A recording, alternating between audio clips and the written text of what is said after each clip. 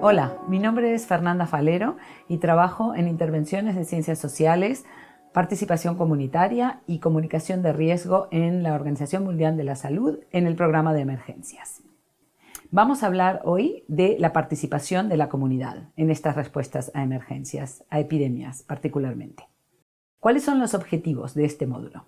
Al final de esta unidad, los participantes deberían ser capaces de describir al menos 3 razones que justifican la participación de las comunidades en las respuestas a epidemia, identificar los posibles desafíos y facilitadores a la participación de la comunidad y describir enfoques y estrategias para una participación eficaz de las comunidades en las respuestas. ¿Por qué las comunidades necesitan participar durante una respuesta a epidemias? Las comunidades afectadas, por un lado, necesitan información sobre cómo protegerse y también saber cómo las autoridades están respondiendo a la epidemia. Por otro lado, los equipos de respuesta necesitan también saber cómo las comunidades entienden y reaccionan a la enfermedad y a la propia respuesta. La información general en los medios de comunicación no es suficiente. Tenemos que crear narrativas que respondan a las preguntas que surgen en los distintos grupos en las comunidades. La participación de las comunidades asegura su implicación directa en la respuesta, en todo el proceso, en la definición de estrategias para identificar y abordar esas preguntas, esos temores, esas dudas que surgen a nivel comunitario. También afrontar las barreras y también negociar cambios de prácticas que son necesarios para limitar la transmisión. Y también una aceptación de esas medidas de protección. Las comunidades afectadas deben ser parte de las soluciones para proteger sus vidas y detener una epidemia. Sin la participación comunitaria, el brote no se va a terminar. ¿En qué momento se debería realizar esta participación comunitaria? Pues durante absolutamente todas las etapas diferentes de la epidemia, mismo en la parte de preparación, donde nos anticipamos y preparamos para la respuesta. Es muy importante, cuanto antes estas comunidades estén implicadas, mejor será la construcción de la confianza y mejor será esta participación a través de todas las distintas fases, como la detección temprana, la contención y la mitigación. ¿Cuáles son los posibles desafíos que podemos encontrar en las respuestas a epidemias? Podemos tener, por un lado, una falta de comprensión de la parte de los equipos de respuesta de las prácticas comunitarias, las preocupaciones y el temor a nivel de las comunidades. Por otro lado, de parte de los equipos puede haber una forma lenta y tardía de compartir la información sobre la enfermedad y la respuesta. Y esto puede preocupar y exacerbar a las comunidades, y esto también tiene como consecuencia una amplificación en la epidemia. La falta de información y sensibilización sobre las medidas de protección puede también agravar la propagación de la enfermedad. Iniciar la aplicación de medidas de control sin tener una participación y una coordinación con las comunidades va a afectar directamente la aceptación de la respuesta a la epidemia y de las medidas que hay que tomar. Inacción o reacción tardía a los rumores y a las dudas, miedos que pueden surgir en la comunidad también puede llevar a malos entendidos y puede impactar en la construcción de la confianza con las autoridades sanitarias. Esto también va a promover comportamientos peligrosos para la comunidad. Peligrosos queremos decir que pueden exacerbar la transmisión de la enfermedad a nivel comunitario. Unos posibles desafíos podrían ser, por ejemplo, en los hospitales también o en los centros de atención. Puede haber una falta de información y concienciación sobre el virus entre los propios trabajadores de la salud. También puede haber una falta de aplicación de medidas adecuadas de prevención y control de infecciones. Por eso estos lugares pueden transformarse en lugares muy peligrosos, ¿no? Y es un desafío. ¿Qué otro posible desafío podemos tener? Tenemos la cuestión de las prácticas culturales relacionadas con el cuidado de la salud y los comportamientos sobre la búsqueda de atención en salud. ¿Por qué esto puede llegar a ser un desafío? Porque, por ejemplo, Hay culturas que demandan que cuando una persona está enferma, muchos familiares estén presentes y acompañen al enfermo. Esto puede ser peligroso al momento de la transmisión de la enfermedad, porque estas personas estarían en el hospital. También en esa búsqueda de salud, las personas pueden pasar por varios centros de salud, hospitales o diferentes tipos de medicina, y esto puede también propagar la enfermedad. ¿Cómo podemos definir y desarrollar una estrategia para la participación comunitaria? Lo primero que tendríamos que hacer es evaluar y analizar el contexto para identificar las personas y los grupos clave con quienes tenemos que trabajar. Luego, tenemos que definir una estrategia de involucramiento y de comunicación con estas personas clave identificadas. Tenemos que implementar las actividades definidas en la estrategia, con también los contenidos que vamos a definir en la estrategia. En lo último, tenemos que también idear un monitoreo y entender cómo vamos avanzando o no hacia el impacto deseado en esta estrategia que hemos definido. ¿Cómo podemos trabajar primero e identificar estos grupos clave? Por ejemplo, vamos a dar ejemplos de grupos que son muy importantes durante una epidemia. Los propios gobiernos, los funcionarios y los voceros, los portavoces, quienes van a comunicarse con las comunidades. Tenemos que identificar estas personas y entender cuál es la relación que tienen con la comunidad. Porque, como dijimos antes, esto va a influir en su aceptación o no y en la confianza que se va a generar entre la respuesta y las comunidades. Profesionales de salud es otro grupo con quien tenemos que trabajar. Las mujeres como principales cuidadoras. En casa, normalmente, esto tenemos que identificarlo, ¿no? Averiguar localmente cuál es la costumbre, pero en general las mujeres se ocupan de los enfermos en casa. Entonces tenemos que trabajar con ellas como un grupo muy importante. Quienes tienen una influencia también en los medios y en las redes sociales, estos influencers que se dice, tenemos que también identificarlos para poder trabajar con ellos. Otros grupos también son los grupos, por ejemplo, las empresas, los empleadores, el público en general también, de donde tenemos pacientes, ¿no? Donde se están reportando personas que tienen la enfermedad. También el sector de viajes y comercio, el movimiento es muy importante. Como dijimos antes, también los trabajadores sanitarios, pero a todos niveles, no solo los de salud, pero la gente que trabaja en las clínicas, cumpliendo otras tareas también. El gobierno local, la sociedad civil, asociaciones de mujeres, de jóvenes y todas las personas influyentes en contextos religiosos y comunitarios. También para poder evaluar el contexto, ¿cómo podemos empezar? Podemos, por ejemplo, consultar a los colegas que trabajan localmente en el lugar y a estas partes interesadas que hemos identificado. Tenemos que conocer y entender las necesidades, las preocupaciones, los temores, así también como las fortalezas y las capacidades que existen a nivel comunitario en relación al problema, a la epidemia y a la respuesta. Tenemos que también revisar la literatura existente, qué es lo que existe ya publicado en relación a conocimientos, actitudes y prácticas en esa comunidad en particular en relación a esa enfermedad. Etnografías, análisis de ciencias políticas, cualquier ciencia social puede ser muy útil. Tenemos que aplicar metodologías de estas ciencias sociales, porque esto nos va a ayudar mucho a tener esta información. Podemos caminar en la comunidad mientras hacemos observación participativa para entender un poco las dinámicas de poder, el flujo en la comunidad. Entrevistas a personas que consideramos importantes, que pueden proveer una información importante para los temas que estamos tratando. Organizar debates en grupos focales, con distintos grupos, respetando, ¿no? Cuestiones de jerarquía, visiones de género. Tenemos que explorar también cuáles son los medios preferidos de comunicación en las comunidades y a qué grupos podemos asociar con un determinado medio, porque luego cuando planeemos la estrategia vamos a tener que utilizar estos medios para poder acercarnos a estos grupos particulares.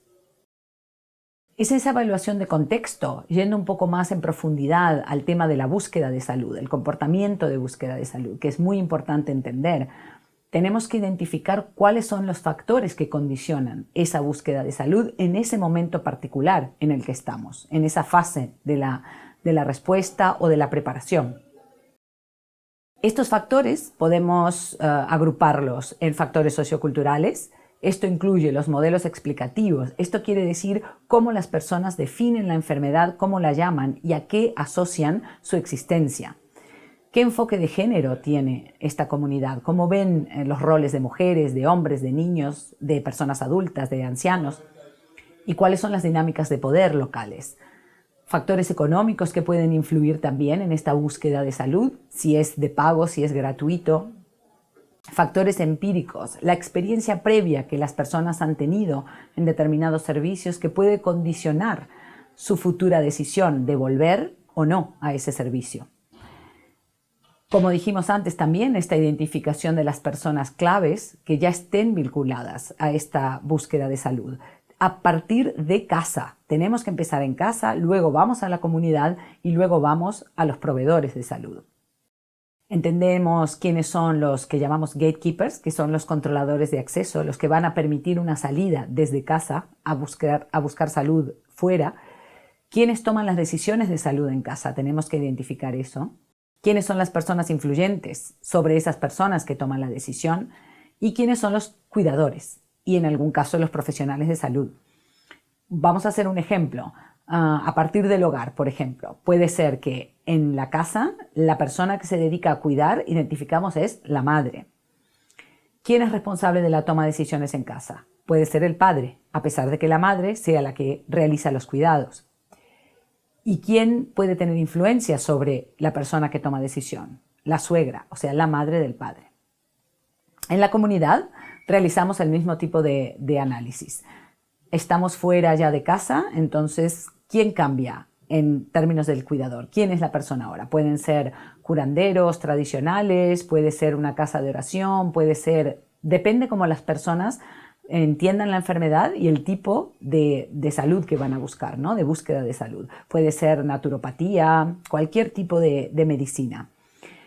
Una farmacia y van directamente a comprar los medicamentos. Tenemos que entender esto localmente. Entonces, ¿quién toma la decisión? ¿Es que ha cambiado o es la misma persona que la tomaba en casa? ¿Quién decide ahora cuál es la práctica a seguir o el tratamiento a seguir? ¿Es que son los curanderos o la casa de oración o el farmacéutico o sigue siendo el padre, por ejemplo? ¿Y quiénes son personas de influencia a nivel comunitario? Puede ser, por ejemplo, personas como un cura, un imán, personas religiosas con mucho poder en la comunidad o los propios farmacéuticos. Y al nivel del centro de salud, el mismo análisis. Esto es muy importante para luego poder desarrollar una estrategia de participación con estas personas, que son claves en el camino de búsqueda de salud. Para desarrollar esta estrategia, como hablábamos antes, identificamos a esa audiencia.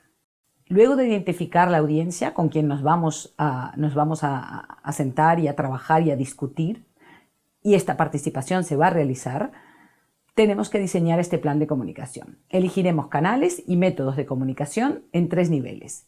En los medios de comunicación masivos, para llegar a grandes audiencias, que esto puede ser desde televisión, radio y social media, ¿no? Internet. Líderes y personas clave, todo lo que hablábamos antes a nivel comunitario. Personas clave también en la búsqueda de salud, como hablábamos antes, ¿no? Desde la madre hasta la casa de oración, el padre, la suegra, en los roles que cada uno juega. Y luego la comunicación interpersonal, ya cuando estamos a nivel comunitario y podemos realizar trabajo con muchas personas al mismo tiempo, pero en la comunidad. Desarrollaremos narrativas.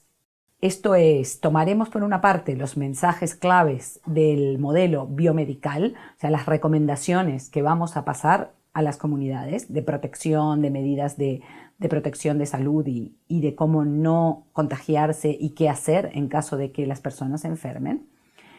Vamos a mezclar esto, combinarlo con la realidad comunitaria, entendiendo las preguntas, las dudas, y vamos ya a dar respuestas a estas preguntas cuando vamos a comunicar estas medidas de prevención. Basado en esto, desarrollaremos materiales y herramientas de comunicación que tienen que ser validadas por estas audiencias antes de su uso final. Es muy importante desde el inicio establecer un sistema de retroalimentación, de comunicación, de ida y vuelta, este diálogo entre las comunidades y la respuesta. Tiene que ser sistemático, tiene que ser dinámico y tenemos que poder recopilar, analizar e integrar las preguntas y los rumores de las comunidades a los 3 niveles de comunicación que nos referíamos antes. Por ejemplo, podemos hacer un monitoreo de medios de social media, en Facebook o en Twitter y otras plataformas, entender qué es lo que la gente está diciendo, cuál es la respuesta comunitaria a la respuesta, ¿no?, a la epidemia y también al virus, qué es lo que la gente piensa. Podemos organizar programas de radio con una línea abierta donde la gente puede llamar y hacer preguntas. En el nivel de líderes y personas clave, es importantísimo recoger, como dijimos antes, sistemáticamente lo que los líderes nos dicen, lo que ellos piensan, lo que ellos sienten que las comunidades están temiendo o que están no respetando o cuáles son las dudas.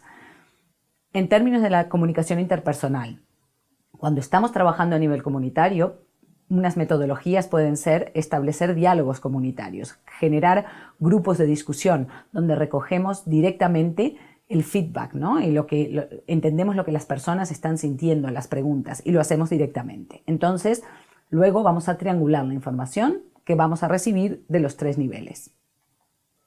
¿Qué es importante ahora? Una vez que tenemos esta información de la comunidad, tenemos que, de alguna manera, hacer llegar esta información a las áreas técnicas, que son las que toman las decisiones en términos a cómo se está implementando esta respuesta. De esta manera, la respuesta a la epidemia va a tener la información constante y sistemática de cómo las comunidades están reaccionando a la intervención y al virus.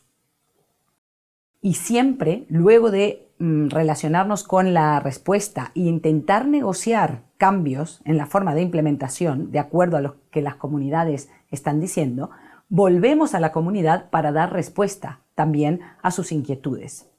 Es muy importante esto. Entonces, nuestro trabajo es como crear un puente de diálogo entre la intervención y las comunidades. ¿Cuáles son los puntos clave que hemos visto en este módulo? La comunicación y la difusión de la información no es participación comunitaria. La participación comunitaria, el involucramiento de las comunidades, es más eficaz cuando existen relaciones y mecanismos establecidos desde antes de la emergencia, o sea, desde la fase de preparación. Implicar a las comunidades de forma rutinaria, construir confianza, esto ayuda a este diálogo que se va a perpetuar durante todas las fases y sobre todo en la respuesta. Tenemos que ser honestos y transparentes en nuestra forma de comunicar y de trabajar con las comunidades. Tenemos que conectar y construir puentes entre la realidad de la comunidad y la realidad de la intervención de la respuesta. La comunicación se puede definir como la acción de intercambio, envío y recepción de información, siempre bidireccional. Nunca unidireccional. No decimos a la gente lo que tienen que hacer.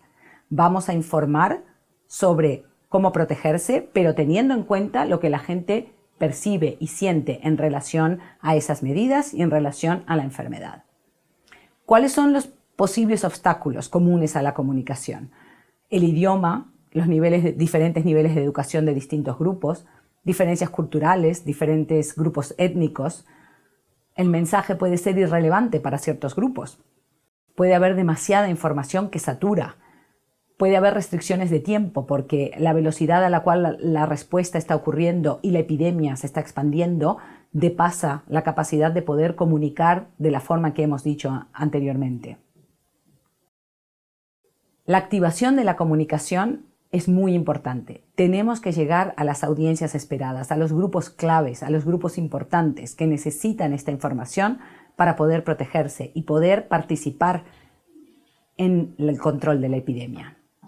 Tenemos que atraer también la atención del público, porque tenemos que crear estas narrativas de una forma comprensible, culturalmente adaptadas, creíbles y relevantes para los distintos grupos. Y tiene que ser entregado a tiempo. Muchas gracias por su atención. Si tienen preguntas o dudas, por favor contactar con el nombre de la persona que está en la siguiente diapositiva. Gracias de nuevo.